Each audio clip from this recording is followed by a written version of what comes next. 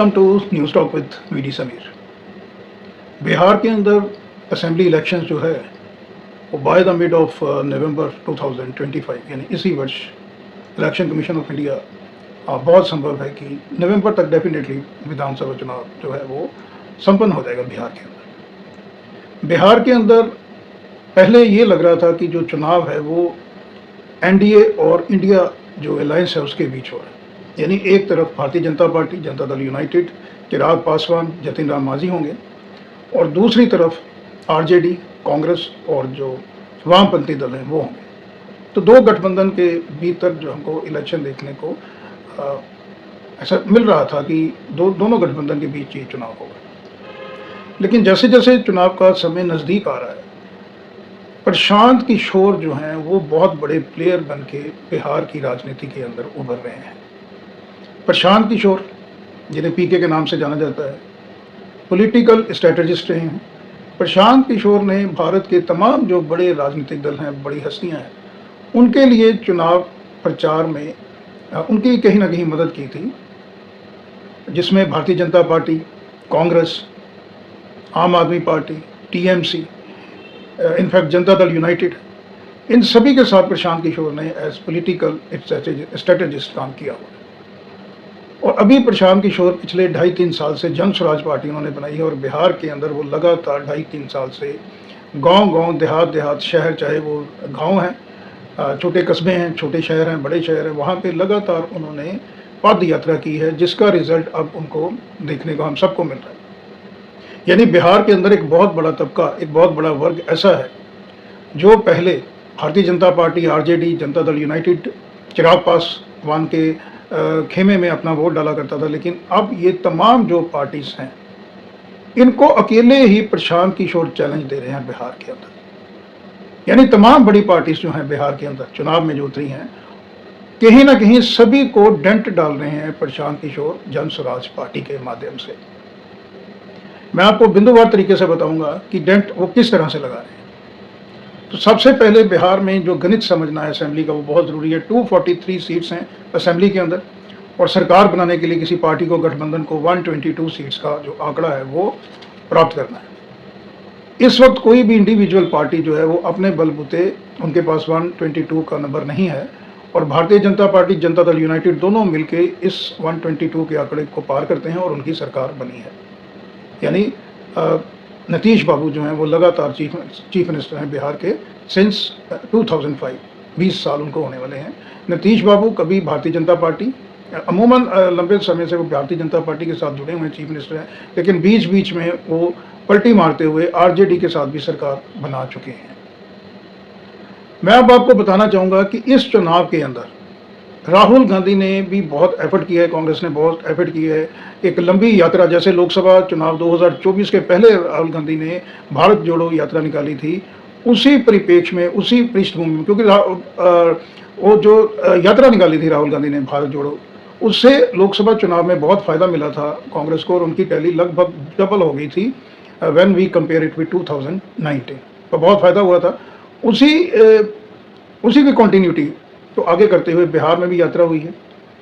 बिहार में जो SIR का मुद्दा है, स्पेशल इंसेंटिव रिवीजन का, जो वोट चोरी का मुद्दा है, उसको लेके राहुल गांधी ने यात्रा की है और लगभग 1300 किलोमीटर उन्होंने कवर किया है और 24 डिस्ट्रिक्ट जो हैं वो कवर किए हैं बिहार के। 70 के आसपास असेंबली कॉन्स्टिट्यूंसीज इस यात्रा में ऐसी आती हैं, सारसा और वो एरिया जो कांग्रेस का स्ट्रॉन्ग होल्ड रहा है।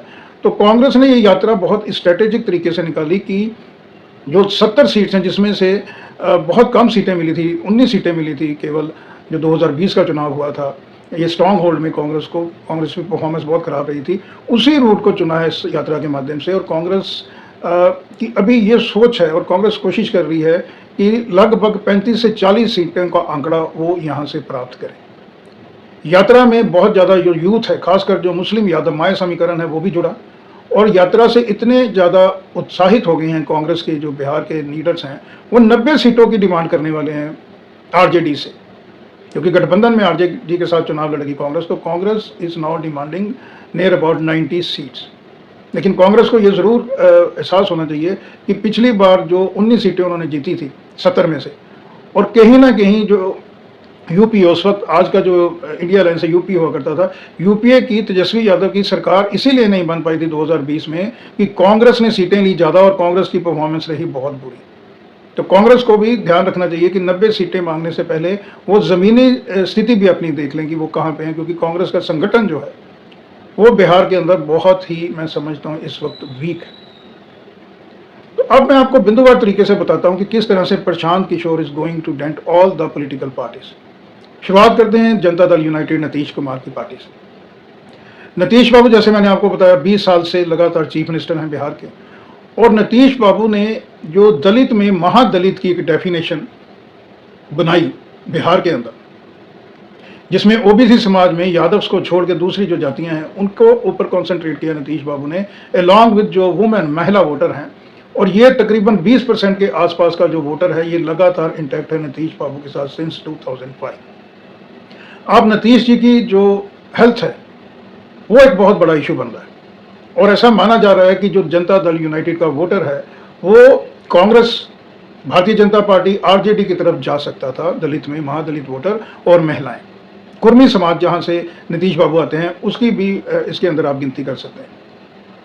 तो कोशिश तीनों पार्टियों की, भारतीय जनता पार्टी, आरजेडी और कांग्रेस की, ये थी कि ये जो नीतीश बाबू का वोट बैंक अगर खिसकता है, जैसे संभावना बहुत ज़्यादा है, तो इस वोट बैंक के ऊपर सभी की निगाहें थी, क्योंकि यही वोट बैंक जो है वही यही डिसाइड करने वाला है कि 2025 में कौन सा दल बिहार के अंदर सरकार बनाएगा। अब इसके अंदर कूद गए हैं प्रशांत किशोर भी। प्रशांत किशोर का टारगेट भी ये जो 20% वोट बैंक है जनता दल यूनाइटेड का, इसके ऊपर वो टारगेट कर रहे हैं लगातार, यानी महादलित और महिला वोटर। तो जनता दल यूनाइटेड को सीधा सीधा चैलेंज दे रहे हैं प्रशांत किशोर। अब मैं बात करता हूं आरजेडी। आरजेडी के ऊपर लगातार जो है लालू यादव, तेजस्वी यादव के ऊपर अटैक कर रहे हैं प्रशांत किशोर। वो उनका मानना ये है कि जो यादव समाज है, यादव समाज का कोई भी भला नहीं किया है लालू यादव ने, और उन्होंने केवल और केवल जो अपना परिवार है, चाहे उसमें राबड़ी देवी जी हैं, तेजस्वी यादव हैं, मीसा भारती हैं, तेज प्रसाद यादव थे जो बड़े बेटे हैं, ये सारे के सारे एमएलए बने, मिनिस्टर बने, और जो राबड़ी देवी हैं वो बनी चीफ मिनिस्टर बिहार की, जब चारा घोटाला में सजा हो गई थी लालू यादव को। Tejashwi Yadav deputy chief minister बने, तेज प्रसाद यादव भी जो हैं वो भी मिनिस्टर बने बिहार के अंदर, और जो मीसा भारती जी हैं वो लोकसभा में मेंबर पार्लियामेंट भी बने। तो यानी प्रशांत किशोर जो हैं वो टारगेट कर रहे हैं कहीं ना कहीं लालू यादव को, कि उन्होंने सिर्फ अपनी फैमिली को प्रमोट किया है, यादव्स को नहीं। दूसरा वो टारगेट कर रहे हैं कि जो माय समीकरण लालू यादव के साथ भी जुड़ा हुआ है, 1990 से ही जुड़ा हुआ है, तो मुस्लिम समाज को भी कहीं ना कहीं ठगा है लालू यादव ने। ये इस तरह का नैरेटिव बनाने की कोशिश कर रहे हैं प्रशांत किशोर, जिससे कि आरजेडी को भी नुकसान पहुंच सकता है। तीसरा इंपॉर्टेंट दल है भारतीय जनता पार्टी। भारतीय जनता पार्टी स्वर्ण समाज को लीड करती है बिहार के अंदर, हमेशा छोटे भाई की भूमिका में रही है बिहार के अंदर। बिहार के अंदर कोई भी नीतीश बाबू या तेजस्वी यादव के कद का भारतीय जनता पार्टी लीडर बना ही नहीं पाई है पिछले 30-35 सालों से। कहीं ना कहीं हमेशा, मैं पिछले को तो नहीं कहूँगा, लेकिन हमेशा जो है वो लीड भारतीय जनता पार्टी को नीतीश बाबू ही करता है। तो प्रशांत किशोर, क्योंकि खुद स्वर्ण समाज से आते हैं, प्रशांत किशोर पांडे हैं उनका पूरा नाम, तो प्रशांत किशोर की ये कोशिश है कि जो स्वर्ण समाज हैं, जो जनरल कैटेगरीज हैं, जिसके अंदर बिहार के अंदर झा हैं, मिश्रा हैं, इनकी बहुत ज़्यादा, झा और जो मिश्रा हैं इनकी बहुत ज़्यादा संख्या है बिहार के अंदर, और बिहार के अंदर बहुत से हैं अलॉन्ग विद राजपूत। तो यहाँ भारतीय जनता पार्टी के कोर वोट बैंक में भी जो प्रशांत किशोर हैं वो डेंट डालने की कोशिश कर रहे हैं लगातार। जहां तक कांग्रेस की बात है, 19 सीटें हैं कांग्रेस की, कांग्रेस डेफिनेटली कोशिश जरूर कर रही है। कांग्रेस का टारगेट भी जो है वो महादलित और कहीं ना कहीं मुस्लिम समाज के साथ साथ महिलाएं भी हैं, और प्रशांत किशोर का टारगेट भी इसी सेगमेंट में है, यानी प्रशांत किशोर जो है वो कोई भी स्पेस नहीं देने वाले हैं कांग्रेस को। तो यानी चाहे वो एनडीए है और चाहे वो इंडिया गठबंधन है, चाहे वो भारतीय जनता पार्टी है, आरजेडी है, जनता दल यूनाइटेड है, हर पार्टी को, हर दल को जन स्वराज पार्टी प्रशांत किशोर लगातार फाइट दे रहे हैं। और प्रशांत किशोर का ये मानना है कि वो अपने बलबूते 125-30 सीटों का, 125-130 सीटों का आंकड़ा जो है वो छू पाएंगे। संभावना ये लगती है कि जिस तरह से 2022 के अंदर पंजाब में चुनाव हुआ था और एक नई पार्टी आम आदमी पार्टी को प्रचंड बहुमत की वहाँ पे मेजॉरिटी मिली थी। कहीं ना कहीं बिहार में भी वो पंजाब वाला सीन हो सकता है। पंजाब में हुआ था वो 2022 में, और वो सीन हमको देखने को मिल सकता है 2025 में अभी बिहार के अंदर। यानी प्रशांत किशोर बिहार के केजरीवाल बन सकते हैं। वो मैं इसलिए ये कह रहा हूँ क्योंकि अगर हम देखें तो लगभग पंजाब जैसी स्थिति ही है बिहार के अंदर। पंजाब के अंदर जो आम जन था वो डेवलपमेंट को लेके, लॉ एंड ऑर्डर को लेके और तमाम इस तरह के मुद्दे जो हैं, जैसे नशे की समस्या थी, तो पंजाब की जनता एनॉयड थी, अक चुकी थी भारतीय जनता पार्टी, श्रोमणी दल गठबंधन से और कांग्रेस से। तो इसी वजह से उनको ऑल्टरनेटिव पंजाब में मिला आम आदमी पार्टी, और आम आदमी पार्टी को प्रचंड बहुमत 90 से ऊपर सीटें मिली थी। 117 जो हैं टोटल कॉन्स्टिट्यूंसीज हैं पंजाब में। सिनेरियो बिहार में इसलिए वैसा बनता जा रहा है कि अगर आप देखें तो 1990 से 2005 तक आरजेडी की सरकार रही 15 साल। 2005 से अभी तक 25 तक चल रही है नीतीश बाबू की सरकार। यानी पिछले 35 सालों से जो बिहार है वो कहीं ना कहीं नीतीश बाबू, आरजेडी, लालू यादव, तेजस्वी यादव की ओर देख रहा है। और 35 सालों में बिहार ने कहीं भी मूलभूत तरक्की नहीं देखी है। यानी जो पंजाब में यूथ का पलायन हो रहा है ओवरसीज, उसी तरह बिहार से जो लोग हैं, लेबर हैं, उनका पलायन हो रहा है महाराष्ट्र के अंदर, गुजरात के अंदर, साउथ के अंदर, दिल्ली के अंदर, पंजाब, हरियाणा, तमाम इस तरह के राज्यों में, क्योंकि रोजगार जो है वो बिहार के अंदर नहीं है। बिहार के अंदर इंडस्ट्री नहीं है। अगर इंडस्ट्री नहीं होगी तो रोजगार आएगा नहीं। इंडस्ट्री इसलिए नहीं है कि वो इंफ्रास्ट्रक्चर ही प्रोवाइड नहीं करा पाए, ना आरजेडी करवा पाई और ना जनता दल यूनाइटेड करवा पाई, जिसकी वजह से आज भी बिहार है बीमारू स्टेट। इसके अलावा 1990 से 1995 जो पहली टर्म थी लालू यादव की, बिहार के अंदर काम हुआ सोशल एम्पावरमेंट को लेकर, बढ़िया काम हुआ और लोगों को काफ़ी ज़्यादा उम्मीदें लगाई उन्होंने। लेकिन चारा घोटाले को लेकर लालू यादव ने जो लोगों की उम्मीदें थी वो धराशायी की। उसके बाद 2005 से जो 2010 का पहला टेन्योर था नीतीश बाबू का ये टेन्योर हमेशा ऐतिहासिक रहेगा। लॉ एंड ऑर्डर के ऊपर और डेवलपमेंट के ऊपर नीतीश बाबू ने झंडे गाड़ दिए थे 2005 से 2010 के बीच। लेकिन 2010 के बाद लगातार जो है वो नीतीश बाबू की परफॉर्मेंस, चाहे वो भारतीय जनता पार्टी के साथ रहे, आरजेडी के साथ रहे, नीचे की ओर आ रही है। और जो एक उपाधि दी गई थी जंगल राज की, लालू यादव का जो आरजेडी का पीरियड था 1990 से 2005, बिहार में जो अपोजिशन पार्टीज हैं, चाहे वो बीजेपी हैं, जनता दल यूनाइटेड है, इन्होंने जंगल राज की उपाधि दी थी। और आज जिस तरह से शरेआम मर्डर, दिन दिहाड़े डकैती, लूटपाट हो रही है, अपहरण हो रहे हैं बिहार के अंदर, तो आरजेडी भी अब वो जंगल राज की जगह रावण राज की संज्ञा दी है उन्होंने अभी जो एनडीए की सरकार है।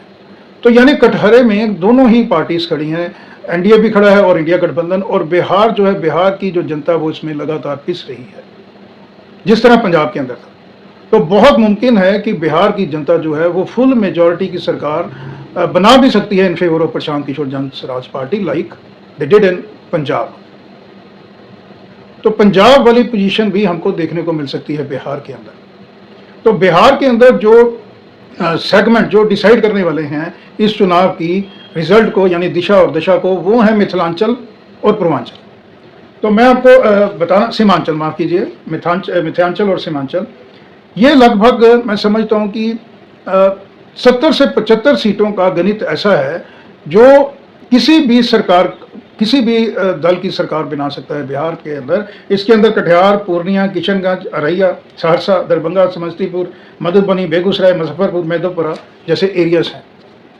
मुस्लिम आबादी के हिसाब से इस एरियाज के अंदर लगभग 20 से 25 ऐसी सीटें हैं जो मुस्लिम समाज जिनको निर्धारित करता है, और जो सीटें जिनका हमेशा झुकाव रहा है आरजेडी या कांग्रेस की तरफ। लेकिन क्योंकि अभी छेदमारी करने की तैयारी इसी सेगमेंट में प्रशांत किशोर भी करने हैं, तो प्रशांत किशोर यानी हर पॉलिटिकल पार्टी और हर जो गठबंधन है उसका जो पॉलिटिकल सीन है, पॉलिटिकल सिनेरियो है, वो बिगाड़ने की पूरी कोशिश कर रहे हैं। इसलिए चाहे वो कांग्रेस है, आरजेडी है, भारतीय जनता पार्टी है, चिराग पासवान साहब हैं, हर एक को इस वक्त यही डर सता रहा है कि प्रशांत किशोर किस सेगमेंट के अंदर डेंट डालेंगे, यानी किस सेगमेंट के अंदर पेनिट्रेट करेंगे और किसको बहुत ज़्यादा डेंट लगाएंगे। तो उम्मीद यही है कि जो अपर कास्ट है स्वरम, उसके अंदर भी अच्छा खासा वोट मिल सकता है, अच्छी खासी सीट्स मिल सकती हैं प्रशांत किशोर को। दलित, महादलित में भी मिल सकती हैं, जहाँ तक माया समीकरण है तो मुझे लगता है मुस्लिम यादव समीकरण जो है वो इंटैक्ट रहने वाला है आरजेडी के साथ। जैसे वो 1990 में था, ऐसे ही कुछ हद तक जो है वो मुस्लिम समाज का कुछ परसेंट वोट जो है वो ओवैसी को जा सकता है और कुछ परसेंट वो प्रशांत किशोर को जा सकता है। लेकिन मैं समझता हूँ कि जो स्वर्ण समाज का बहुत बड़ा वर्ग है और जो नीतीश बाबू के साथ इंटैक्ट है महिला वोटर, अलॉन्ग विद जो बिल्कुल निम्न तबका यानी दलित में महादलित हैं, वो आंख लगाए हुए हैं, वो नज़र गड़ाए हुए हैं प्रशांत किशोर की तरफ।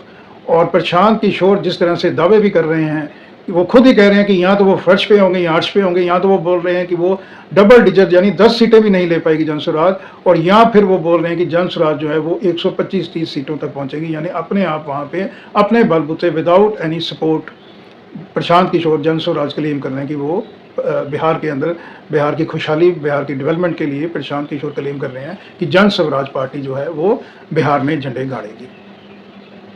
तो आज के अंक में इतना ही, फिर किसी और मुद्दे को लेकर आपके सामने हाजिर होगा। तब तक के लिए नमस्कार, धन्यवाद।